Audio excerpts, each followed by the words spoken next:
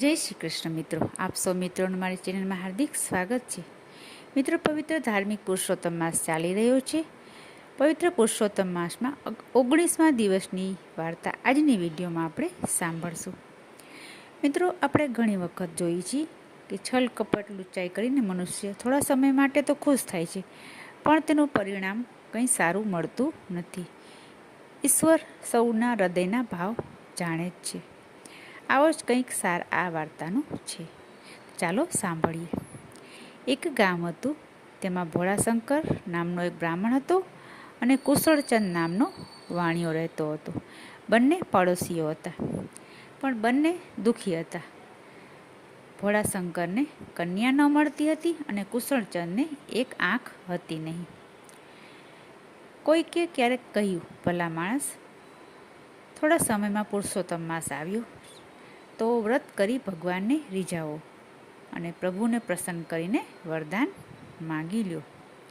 બધું જ સારાવાના થઈ જશે. પુરુષોત્તમ માસના વ્રતના પ્રભાવથી તમને બંનેને કોઈ વાતનું દુઃખ નહીં રહે.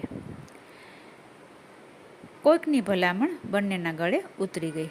આ બંને વ્રત કરવાનું શરૂ કર્યું. બંને પડોશીઓ સાથે સાથે નદીએ નાહવા જાય, નાહી ધોઈ અને કથા વાર્તા સાંભળે. બંને જણામાંથી શ્રદ્ધાપૂર્વક બંને વ્રત કર્યું અને પુરુષોત્તમ માસ આમને આમ પૂરો થયો. બંને જણા મોડી રાત્રે મંદિરમાં ગયા અને ભગવાનને પ્રાર્થના કરવા લાગ્યા. આમાં જેને એક આંખ હતી એવા કુશળચંદ બોલ્યું, ભગવાન, મેં તમારો આખો મહિનો શ્રદ્ધાપૂર્વક સેવા કરી છે, વ્રત કર્યું છે. પ્રભુ, હવે તો પ્રસન્ન થઈ જાઓ, હું તમારે શરણે આવ્યો છું. ભોળાશંકર બ્રાહ્મણ બોલ્યા, ભગવાન, આખો મહિનો મેં ખરા ભાવથી તમારી સેવા પૂજા કરી છે. મારે કંઈ જોઈતું નથી, માત્ર તમે મને દર્શન આપો એટલું મારા માટે ઘણું છે. ભોળાશંકર બ્રાહ્મણ સંતોષી સ્વભાવના હતા. હવે બંને ભક્તો ઉપર ભગવાન પ્રસન્ન થયા અને પ્રગટ થઈ દર્શન દીધા અને બોલ્યા, ભક્તો, હું પ્રસન્ન થયો છું. તમને એક એક વરદાન આપું છું. ભગવાનના કહેવાથી ભોળાશંકરે કહ્યું, ભગવાન, તમે દર્શન દીધા એટલે મારો તો જન્મારો સફળ થઈ ગયો. હું ધન્ય ધન્ય થઈ ગયો. મારે બીજું કંઈ જોતું નથી. પણ આ કુશળચંદ બહુ જ લાલચી સ્વભાવનો હતો. આ કાણિયા કુશળચંદે ભોળાશંકરને કોણી મારીને કહ્યું, અરે માગને, ભગવાન કહે છે કે તું માગ, તો તને માગતા શું જોર આવે છે? ભગવાન સામું જોઈ અને તે બોલ્યો, ભગવાન, આપનાથી અન્યાય થાય છે. મારા મિત્રને એક વરદાન આપ્યું તે તો ઠીક છે, પણ મને તમારે 3 વરદાન આપવા જોઈએ. ભગવાન હસ્યા અને બોલ્યા, કેમ ભાઈ, તને 3 વરદાન કેમ આપવા જોઈએ? ત્યારે વાણિયો બોલ્યો, ભોળાશંકર એકલો જીવ છે એટલે એને એક વરદાન તો બસ છે. પણ પ્રભુ, અમે તો ઘરમાં 3 જણ છીએ. હું, મારી પત્ની અને મારો પુત્ર. મને જે કંઈ મળે તે અમે 3 જણા વહેંચીને ખાઈએ છીએ. હવે પ્રભુ, તમે જ કહો, એક વરદાન 3 જણા સી રીતે અમે વહેંચશું? વાણિયો બહુ જ ચતુર સ્વભાવનો હતો. આ વાણિયાની બુદ્ધિ ઉપર ભગવાન હસી પડ્યા. ભગવાન બોલ્યા, ભાઈ, ભલે તું તારે રાજી રહે. હું તને 3 વરદાન આપું છું.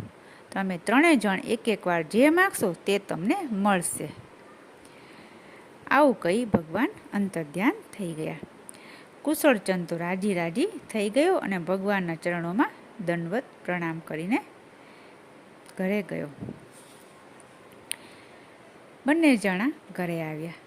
ભોળાશંકરે ઘરે જઈને કહ્યું, ભગવાન, મારે તો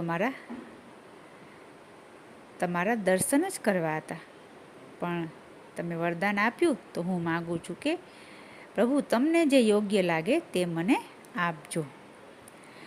હવે કુશળચંદ ઘરે ગયો અને પોતાની પત્નીને કહ્યું, જો, આપણને ભગવાને 3 વરદાન આપ્યા છે. આપણે એક એક વાર જે માગીશું તે ભગવાન આપણને આપશે. હવે વાણિયાની પત્નીના મનમાં તો આનંદનો કોઈ પાર ન રહ્યો. વાણિયાની પત્નીને તેનો કાણો પતિ ગમતો ન હતો અને તે પોતે થોડી જરાક ભીનેવાને હતી. હવે બન્યું એવું, એક સમયે તેનો પતિ બહાર ગામ ગયો એટલે વાણિયાની પત્નીએ ઘીનો દીવો કરી ભગવાનને પ્રાર્થના કરી કે હે પ્રભુ, તમે વરદાન માંગવા કહ્યું હતું, તો આજે હું માગું છું કે મને રૂપ આપો. ઘડીક વાર થઈ ત્યાં તો કાળી કદરૂપી વાણિયાની પત્ની રૂપનો અંબાર બની ગઈ. હવે વાણિયાની પત્નીનો તો હરખનો કોઈ પાર ન રહ્યો. તે લોકોને પોતાનું રૂપ બતાવવા માટે બેડું લઈ અને નદી કાંઠે જળ ભરવા ગઈ. હવે જોગાનું જોગ બન્યું એવું કે ગામનો રાજા એવા સમયે ઘોડા પર બેસીને ફરતો ફરતો નદી કાંઠે જતો હતો. રાજાની દ્રષ્ટિ આ રૂપના અંબાર જેવી સ્ત્રી ઉપર પડી. તેણે વાણિયાની પત્નીને પકડીને પોતાને મહેલ લઈ ગયો. હવે વાણિયાની પત્નીને તો સુખ સાહેબી મળી ગઈ અને તેની ખુશીનો તો કોઈ પાર ન રહ્યો. તેને દીકરો કે પતિ કોઈ યાદ આવે નહીં. દાસ દાસીઓ એની સેવામાં હંમેશા હાજર રહેતા. હવે આ બાજુ વાણિયો બહારગામથી આવ્યો અને ઘરે જુએ છે તો છોકરો એકલો રડતો હતો. છોકરાએ વાણિયાને બધી વાત કરી. હવે છોકરાની વાત સાંભળી વાણિયાનો તો મિજાજ ગયો અને ગુસ્સે થઈ અને સીધો રાજા પાસે ગયો અને પોતાની પત્નીની માંગણી કરી. ત્યારે રાજાએ કહ્યું, ભાઈ, તારી પત્નીને મેં કંઈ જોર જુલમથી રાખી નથી.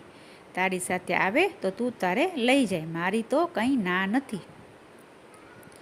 કુશળચંદે પોતાની પત્નીને ઘરે પાછી આવવા માટે ખૂબ સમજાવી, પણ તે એકની બે ન થઈ, કેમ કે તે આવું સુખ છોડી હાથે કરીને દુઃખમાં શું કામ પડે. વાણિયાની પત્નીએ તેને ઘરે આવવાની ઘસીને ના પાડી દીધી. હવે વાણિયાના ક્રોધનો તો કોઈ પાર ન રહ્યો. ક્રોધમાં તેને ત્યાં જ ભગવાનને પ્રાર્થના કરી, હે ભગવાન, તમે મને વરદાન આપ્યું છે, તે જો સાચું હોય તો મારી પત્ની હમણાં જ ગધેડી થઈ જાય. હવે બન્યું એવું કે વાણિયાની પત્ની ઘડીકમાં જ ગધેડી થઈ અને રાજમહેલમાં ભૂખવા લાગી. આવી રીતે રાજમહેલમાં ગધેડીને ભૂખતા જોઈ રાજાએ નોકર ચાકરોને હુકમ કર્યો એટલે બધા ઊભા થયા અને ગધેડીને રાજમહેલમાંથી હાંકી કાઢી. વાણિયો તો ગધેડીને દોરડું બાંધી દોરીને ઘરે લઈ આવ્યો. ઘરે આવી પોતાના દીકરાને કહ્યું, ભાઈ, જો તારી આ માં રાણી થઈને રાજમહેલમાં બેઠી હતી, તેને મારા વરદાનથી મેં ગધેડી બનાવીને આપણા ઘરે લઈ આવ્યો છું. આ બધું જોઈ અને છોકરાની આંખમાં તો આંસુ આવી ગયા. તે રડવા લાગ્યો, કેમ કે મા વિના તેના જીવનને કોઈ સુખ આપી શકે તેમ નહોતું. ગમે તેવી તો મા કહેવાય. મા પોતાની ક્યાંથી લાવે. હવે છોકરાએ ભગવાન આગળ પ્રાર્થના કરી કે હે પ્રભુ, હું તમારી પાસે વરદાન માગું છું કે મારી મા પહેલાં જેવી હતી તેવી મને મા કરી આપો. છોકરાનું વરદાન ફળ્યું અને એની મા ફરીથી ગધેડીમાંથી તેની વાણિયાની પત્ની એટલે કે આ છોકરાની મા બની ગઈ. અભાગી કુશળચંદની કુશળતા અને કપટ કોઈ કામમાં આવી નહીં. આમ ત્રણેય જણાએ 3 વરદાન માગ્યું અને અંતે હતા ત્યાંના ત્યાં જ રહ્યા. ભગવાનના 3 વરદાન આમ આવી રીતે ફોગટ ગયા. વાણિયાની પોતાની આંખ પણ સાજી કરી શક્યો નહીં. તે એક આંખે હંમેશ માટે કાણો જ રહ્યો. તો ગમે તેટલી ચતુરાઈ કપટ કરો પણ પ્રભુ આગળ કંઈ મનુષ્યનું ચાલતું નથી, કેમ કે પ્રભુ તો ભક્તોના હૃદયના ભાવ જાણતો જ હોય છે. આ બાજુ ભોળા શંકરે તો બધું જ ભગવાન પર છોડ્યું હતું. એને કોઈ લાલચ રાખી ન હતી અને સંતોષી જીવ હતો.